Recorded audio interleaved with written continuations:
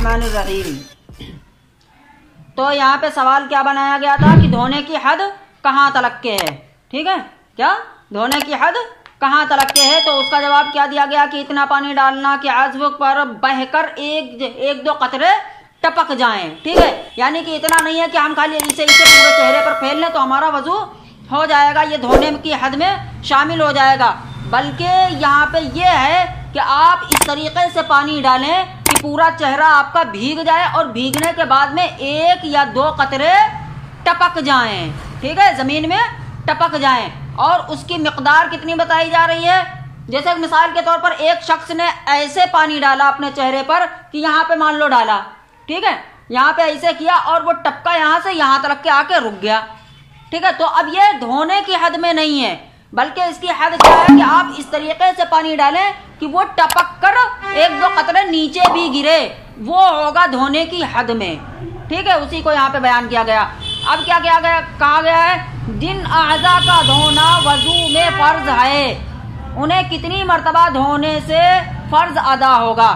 یعنی کون جو اعضاء وضو کے اندر دھلنا فرض ہیں ان اعضاء کو ہم کتنی مرتبہ دھوئیں جس سے ہمارا وضو کا فرض ادا ہو جائے گا. جواب دیا جا رہا ہے کہ ایک مرتبہ دھونا فرض ہے اور اس سے زیادہ 3 مرتبہ دھونا سنت ہے, اور 3 مرتبہ سے زیادہ دھونا ناجائز اور مکروہ ہے. یعنی کہ ایک مرتبہ اگر کوئی دھل رہا ہے, اگر ایک مرتبہ دھو رہا ہے تو اس کا فرض ادا ہو جائے گا, اور اگر سنت پہ عمل کرتے ہوئے 3 مرتبہ دھل رہا ہے تو وہ سنت ہو جائے گی. اور اگر سوچ رہا ہے کہ 3 مرتبہ کے علاوہ دھلتے چلے جائیں تو اب یہ پانی میں اسراف ہو جائے گا. کس میں؟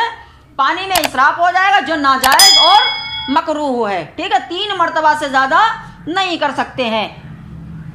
سوال, کہاں سے کہاں تک منہ دھونا فرض ہے؟ یعنی کہ اب یہاں پہ سوال کیا کیا گیا کہ اپنے چہرے کو ہم کہاں سے کہاں تک دھلیں گے. اسی کا جواب دیا جا رہا ہے پیشانی کے بالوں کی جگہ سے تھوڑی کے نیچے تک اور ایک کان کی لو سے دوسرے کان کی لو تک دھونا فرض ہے. یعنی کہ یہ بالوں کے اگنے کی جگہ سے لے کر کے تھوڑی کے نیچے تلک کے, ٹھیک ہے, تھوڑی کے نیچے تلک اور ایک کان کی لو سے لے کر دوسرے کان کی لو تک پورے چہرے کا دھلنا یہ فرض ہے.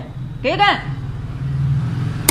سوال, جن اعضاء کا دھونا فرض ہے ان میں سے اگر تھوڑی جگہ خشک رہ جائے تو وضو درست ہوگا یا نہیں؟ اب یہاں پہ سوال کیا ہے کہ جو اعضاء وضو کے اندر دھونا فرض ہیں اگر ان اعضاء کو دھلتے دھلتے تھوڑی سی بھی جگہ خشک رہ گئی ہے تو ہمارا وضو ہوگا یا نہیں ہوگا؟ جواب دے رہے ہیں کہ اگر ایک بال کے برابر بھی جگہ خشک رہ گئی یعنی کہ سوکھی رہ جائے تو وضو نہیں ہوگا.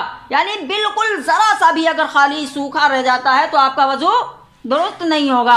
سوال, اگر کسی شخص کے 6 انگلیاں ہوں, کیا اگر کسی شخص کے 6 انگلیاں ہوں اور وہ اس کی 6ٹھی انگلی کا دھونا فرض ہے یا نہیں ہے؟ جیسے کہ عام طور پر ہر انسان کی کتنی انگلیاں ہوتی ہیں؟ 5 انگلیاں ہوتی ہیں. 5 کے علاوہ کہیں 6ٹھی ادھر لگی ہے یا پھر ادھر لگی ہے, تو اب ہمارا اس 6ٹھی انگلی کا دھلنا فرض ہے یا نہیں فرض ہے؟ اسی کا جواب دے رہے ہیں ہاں فرض ہے. کیا فرض ہے؟ اور اسی طرح اس کو دھلا جائے گا جیسے کہ ہم 5 انگلیوں کو دھلتے ہیں. ٹھیک ہے, یعنی جو ہمارے اندر زائد حصہ ہے, بدن کے کسی حصے پر بھی ہو زائد اگر حصہ ہے اور وضو کے دھونے کے حصے میں وہ داخل ہے تو ہم اس زائد والی چیز کو بھی دھلیں گے. جیسے 5 انگلیاں ہمارے ہیں اور 6ٹھی بھی ہو جائے, ٹھیک ہے, تو اب ہمارا ہاتھ دھلنا یہ وضو کے اندر ہے. ٹھیک ہے, تو اب ہمیں ہاتھ دھلنے کے ساتھ ساتھ یہ 6ٹھی انگلی بھی دھلنا ضروری ہوگی. یہ نہیں خالی ہم 5 ایسے کر لیں اور ایک کو چھوڑ دیں.